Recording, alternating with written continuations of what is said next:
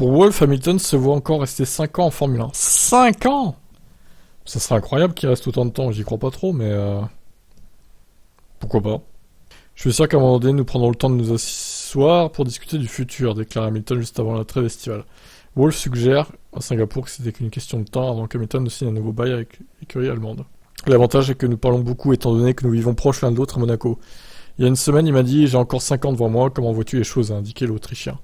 Nous avons grandi ensemble au fil du temps, nous sommes totalement transparents l'un avec l'autre.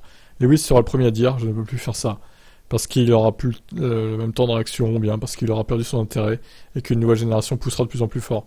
Je ne doute pas donc du fait que lorsque nous signerons une prolongation de contrat, ce qui va se produire, nous resterons très ouverts dans nos discussions au sujet de ce que l'avenir nous réserve. Wolff, qui décrit son pilote comme étant la plus grande personnalité que la F1 ait jamais eue, estime que celui-ci peut s'inspirer de la longévité d'Alonso, qui évolue toujours à son meilleur niveau à 41 ans.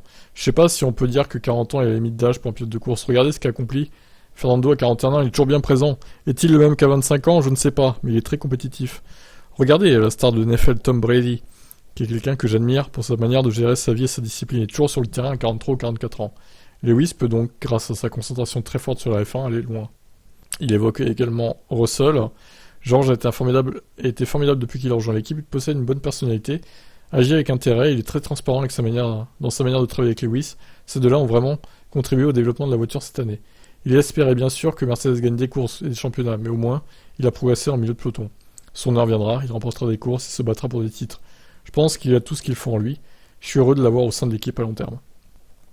Bon, écoutez, Hamilton, il remplirait pour 5 ans. Ça fait beaucoup 5 ans quand même, hein. Ça m'étonnerait honnêtement. Donc on rappelle que son contrat se termine fin 2023 à Lewis.